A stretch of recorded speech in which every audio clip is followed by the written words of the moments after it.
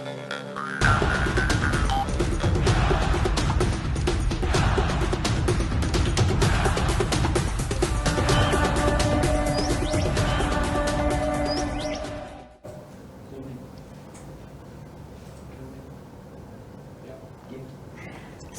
Wawa Papua Channel. Apa kabar Anda, sahabat Wawa Papua Channel? Salam sehat selalu untuk Indonesia. Iya, sahabat WPP Channel memilih hadir dengan dialog untuk memberikan ruang dialog seputar pembangunan, kemajuan, dan masukan untuk masa depan Papua yang lebih baik lagi dan maju. Bersama saya Gati Kamka, jangan lupa sebelum kita memulai dialog pada episode kali ini, yaitu dengan tema Siapa Penikmat Dana Otsus Papua. Anda untuk mensubscribe YouTube WPP Channel dan klik gambar loncengnya agar Anda selalu mendapatkan update pada tiap tayangan dialog WWP Channel pada episode terbarunya. Ya, di dialog episode kali ini kita akan membahas isu seputar otonomi khusus Papua yang tengah hangat menjadi perbincangan publik.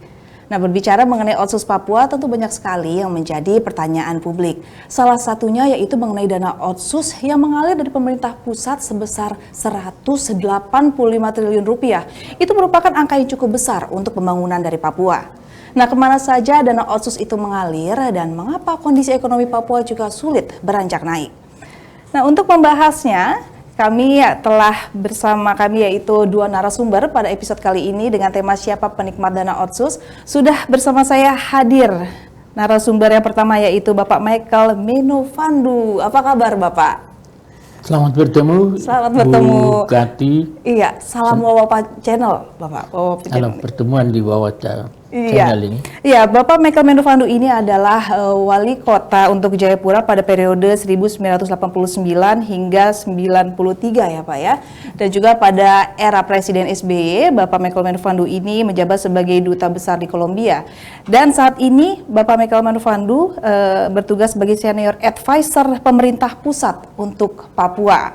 Ya, dan tentunya nanti kita akan membahas lebih jauh ya Pak, seperti apa sih Papua saat ini. Dan untuk narasumber yang kedua telah hadir bersama kita yaitu Bapak Irjen Pol Purnawirawan Bapak Petrus Huwaini.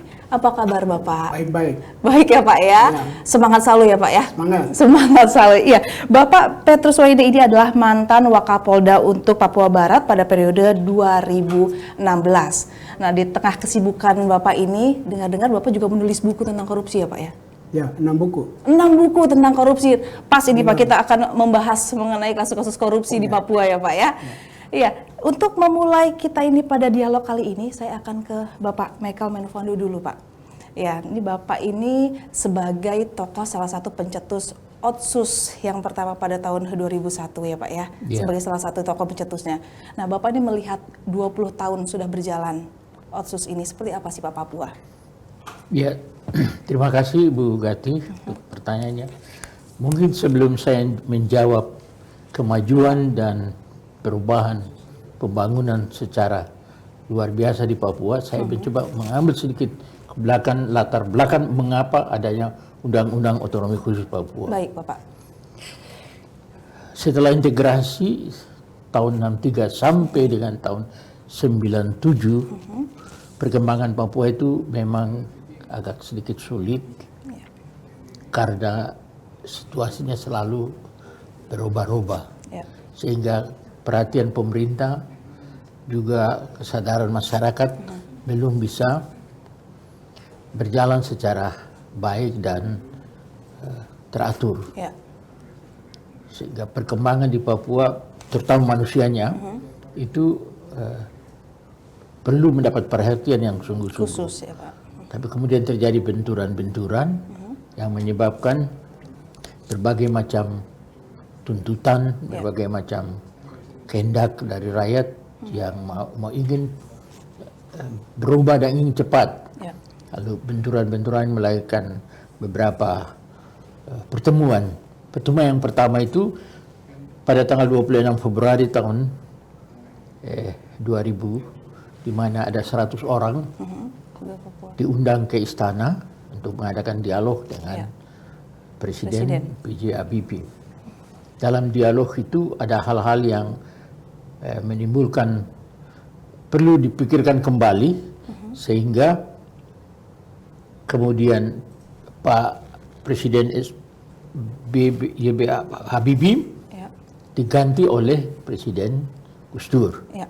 Nah, Presiden Gus Dur mengundang kami, ada 4 orang, mengatakan bahwa waktu itu saya, saudara Lukas Dege, saudara Morin, Sipon Morin, dan Pendeta Erari, coba pergi dengan bicara dengan masyarakat untuk Menyuarakan itu ya Pak ya. menyusun satu undang-undang menurut kehendak rakyat, aspirasi rakyat, kebutuhan rakyat dalam negara kesatuan Republik Indonesia. Seurgent apa itu Pak kebutuhan itu Pak? Ya, karena begini, di dalam pada penyelenggaraan pemerintahan tahun kita tahu bahwa dari tahun 63 sampai 69 di Papua itu terjadi karantina. Ya. Sehingga memang perkembangannya sulit sekali. Baik.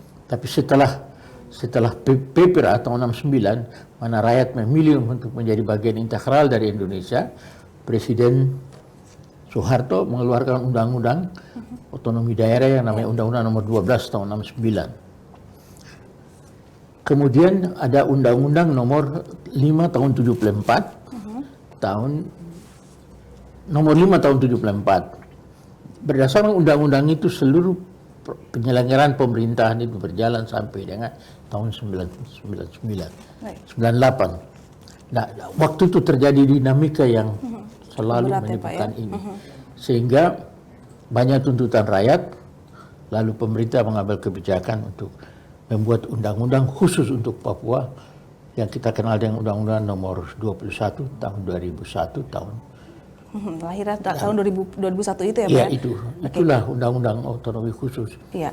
Itu bagaimana Pak melihat berjalannya Undang-Undang Otonomi Khusus itu Pak? Apakah di situ seperti tema kita, apakah ada permainan dana otsus di situ? Ya, memang Undang-Undang Otsus itu awal itu adalah undang-undang untuk perdamaian, rekonsiliasi Tujuannya untuk perdamaian gitu ya Pak ya? rekonsiliasi antara rakyat Papua dengan pemerintah kita.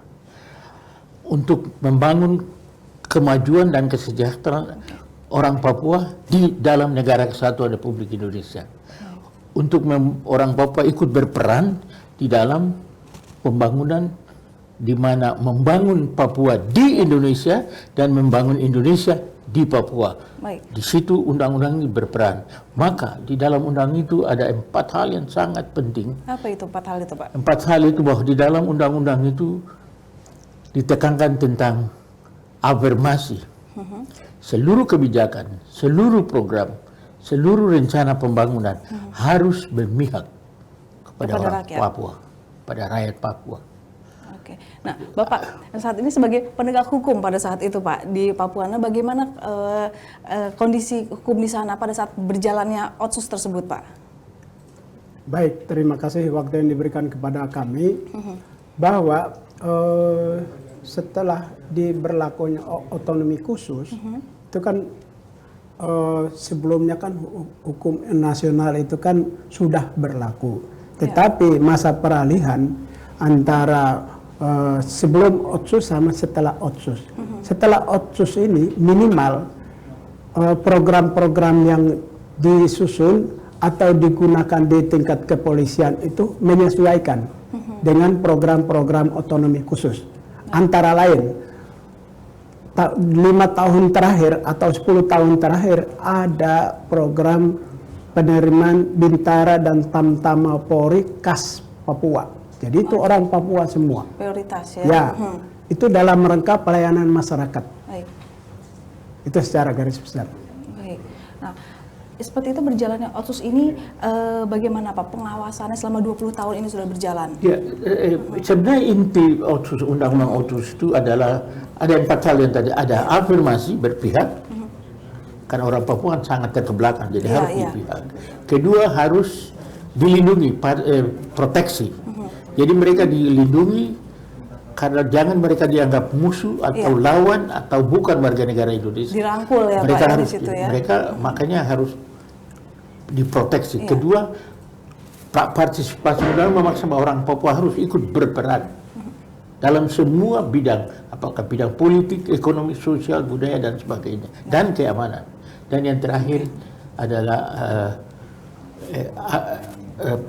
pertama tadi afirmasi, proteksi, partisipasi, dan empowering. Mereka harus didorong, dididik untuk ikut berperan. Kalau dia punya talenta di bidang ekonomi, didorong. Dia dapat talenta di bidang apa, dia diberikan. Itu pesan dari undang-undang itu. Sehingga orang Papua ikut berperan. Dia merasa dia bagian dari Indonesia. Dia ikut menentukan berbagai macam kebijakan untuk Papua dan untuk Indonesia. Jadi kalau di Jakarta ada dua orang, satu orang Papua dan satu non Papua, maka pemerintah pusat harus memprioritaskan Papua. Supaya dia merasa dia ikut berperan pada level nasional. Katakanlah misalnya di kepolisian. Ya, kepolisian. Kalau dia memenuhi syarat untuk polisi, kenapa dia tidak bisa jadi Kapolda di Jakarta atau Kapolda di daerah lain? Supaya dia merasa ikut berperan. Jadi ada keterlibatan dia. Itu sebenarnya pesan dari undang-undang itu. Yang penting juga harus tahu bahwa undang-undang ini dia memang dia berpihak dalam arti bahwa ada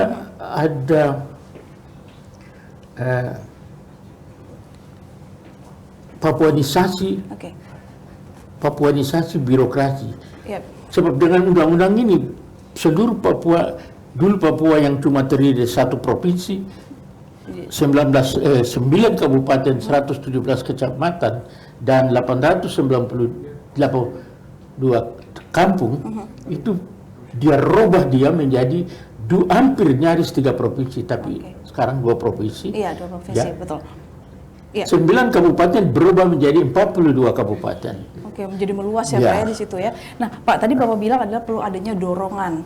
Nah, ini berkaitan dengan kinerja dari para pemerintah daerah di sana Pak untuk menjalankan Otsus itu sendiri. Nah, ini kaitannya seperti yang tema kita pada hari ini mengenai aliran dana Otsus ini. Nah, seperti apa sih Pak berjalannya pada saat itu Pak? Dorongan-dorongan itu dari pusat untuk instruksi ke pemerintah daerah seperti apa? Ibu Ganti tadi mengatakan bahwa jumlahnya 185 triliun ya. Betul. Itu memang betul angka itu, tapi harus saya luruskan bahwa Otsus itu dia memberikan di situ dilihat bahwa dana pembangunan di Papua itu terdiri dari dana bagi hasil dari seluruh sumber daya yang ada di Papua. Jadi 80% itu dari kehutanan, perikanan dan pertanian. Kemudian 70% itu dari pertambangan dan minyak dan gas, dan 50% dari yang lain. Itu dana dari bagi hasil yang Papua punya. Kemudian ada dana otonomi khusus, itu 2% dari dana alokasi umum. Jadi setiap tahun itu dana alokasi dana Otsus itu terdiri dari 2, itu 7 triliun, itu 2,7 triliun itu di Papua Barat dan 5,2 triliun untuk di Papua. Kemudian ada dana infrastruktur, dana Otsus dari infrastruktur itu untuk di Papua ada 3 triliun lebih, 4 triliun. Kalau di Papua Barat itu setiap tahun kalau dihitung rata-rata hampir mendekati 19 triliun. Itu setiap tahun. Nah, kemudian tiap pemerintah daerah membagikan bahwa di Papua 20% dikelola oleh pemerintah provinsi dan 80% dibagi untuk 29 kabupaten dan kota. Provinsi Papua Barat itu 30% dikelola oleh provinsi, 70% untuk 13 kabupaten dan terbagi kota. Di situ ya Pak. Nah, tadi dijabarkan mengenai dana-dana tersebut harus dialokasikan ke banyak daerah ya Pak ya. Nah Pak, dari penegak hukum, dari dana-dana yang dikucurkan seperti sebesaran yang tadi Bapak bilang, adakah Pak temuan-temuan adanya penyimpangan hukum di situ Pak pada saat Otsus itu? Ya, baik. Berkaitan dengan dana Otsus, itu sejak tahun 2001 itu kan sudah berjalan. Yang kita bisa lihat ke belakang adalah yang pertama bidang pendidikan. Itu sangat tertinggal. Ya, betul. Nah, kemudian yang berikut adalah sangat tertinggal dalam artian bahwa orang sekolah daerah pesisir pantai, kemudian daerah pedalaman. Pesisir pantai yang tinggal di pulau-pulau itu, dia harus ke sekolah, harus naik perahu. Itu setiap hari ke sekolah. Kemudian daerah pedalaman itu jalan kaki, minimal tuh 3 jam. Ya. Itu harus lewati lembah dan gunung. Ya, itu Ya. pada saat transisi itu. Oke. Kemudian yang berikut, bidang kesehatan. Sekarang masyarakat yang boleh katakan sakit, yang berada di pulau-pulau terluar kan Iya, gitu iya, ya. cukup jauh. Mana mungkin dia dalam waktu yang singkat untuk atasi masalah kesehatan, Iya. pendidikan. Tenaga kesehatan pun tidak sampai sana ya Pak ya? Tidak sampai di sana, itu hanya berada di kota. Oke. Ya, kemudian yang berikut adalah bidang ekonomi kerakyatan. Masyarakat itu sekarang sangat susah. Nah, daerah pesisir pantai maupun daerah pegunungan itu kan sangat minim Iya, iya. untuk ekonomi kerayaatannya. Jadi Apalagi kondisi geografisnya seperti itu, pola Pak. hidup mereka ada bilang pertanian. Ya. Daerah boleh katakan Papua keseluruhan adalah mereka tidak memiliki untuk jiwa dagang. Sejak lahir tuh mereka tidak bisa untuk berdagang, hanya tradisional. Itu. Artinya itu edukasi mereka juga Ya, Pak edukasi ya? mereka. Kemudian tempat tinggal mereka pun sangat parah. Oke. Ya, mereka sangat susah hidup. Baik itu bidang ekonomi, kemudian kesehatan, pendidikan 3 item ini Oke, sangat itu menjadi- rawan. Harus menjadi perhatian ya Pak ya? Perhatian khusus. Maka dengan adanya dana otsus, harapannya adalah minimal ada sentuhan. Iya. Ya, sudah mulai ada sentuhan, tetapi belum clear. Belum clear. Belum. Oke. Belum clear dalam artian bahwa tadi latar belakang yang saya jelaskan tadi, salahnya di mana? Nah. Ada uang otsus. Oke. Salahnya di mana? Ini Ya. nanti kita akan membahas lebih jauh lagi. Salahnya tuh di mana? Seperti tadi Bapak jabarkan bahwa ada banyak dana yang dikucurkan, tetapi faktanya bahwa kondisi dari masyarakat Papua seperti itu.